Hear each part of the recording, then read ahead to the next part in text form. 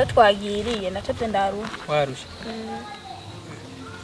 awewe amashe wega ugomba zo kumenda kwiruka ko nk'imbwa yiruka ugakwaga kubera ni ukubona ko ari ikunda gukunda ariko wewe nkaba mbona umengo ntacu bibona ko ugomba mpabure mvuge gute none ugomba ndabikwereke gute wenda gukunda unyereke gute iko tubana hajya na hajya ntuze no kundaba hanyuma ngo urankunda birabana hari igihe usanga ata mwanya mfise nta mwanya ufise iminsi yose we nta mwanya ufise iminsi yose we nta mwanya ufise rero si ubuvugo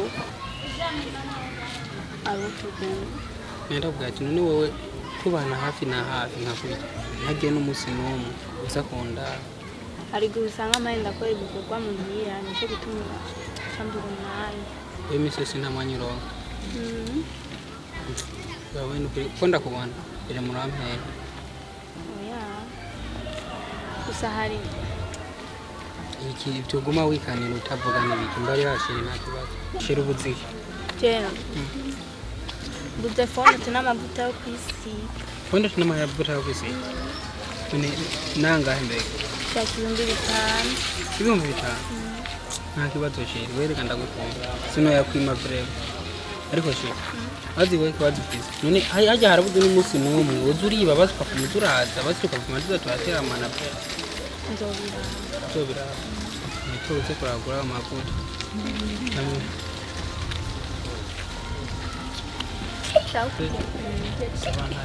tuzomene sawa reka turaza gusubira turaza kuvugana ku isimu nta kibazo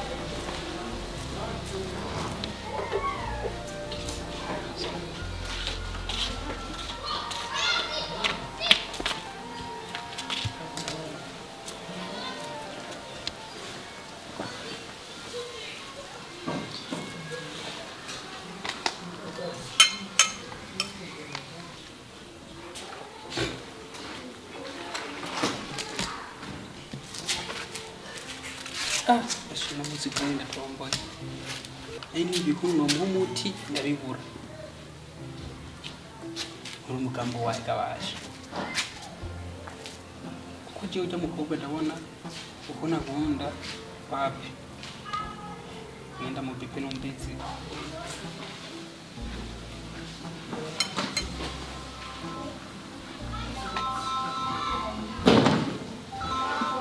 umefanya na accident ngami hari kwa headphone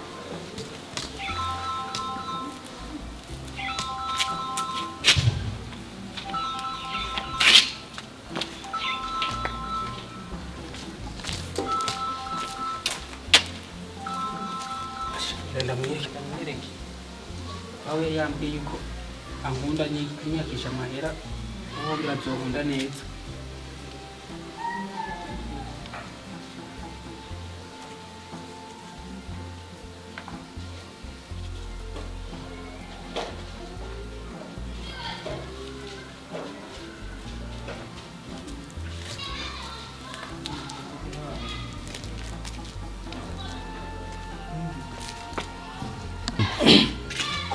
sister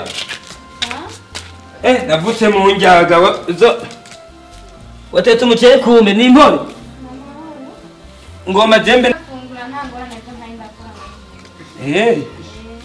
ashi mwiriwe impore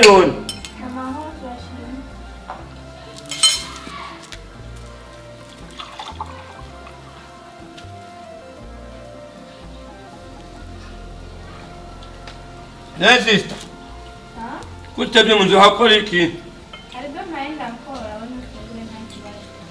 usanga nawe mazuri bato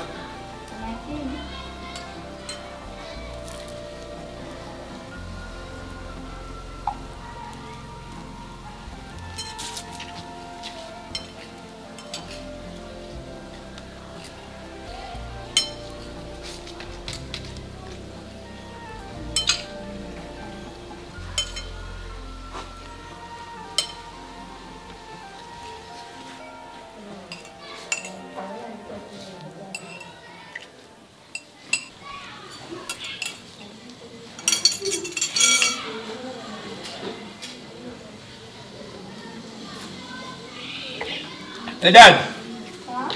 Tenda hete ta as. Anaji na kimomba. Oya we ntabora. Ni wase kuja.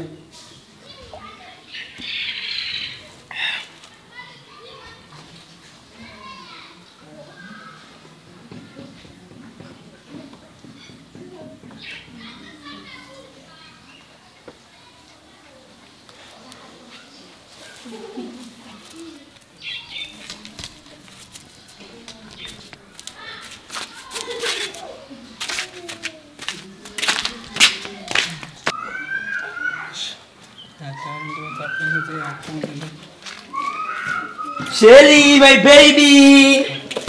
Shelly. Shelly, akunyuka Shelly. Shelly. Ini bishigana. Wewe tumetukwa hindo. Shelly.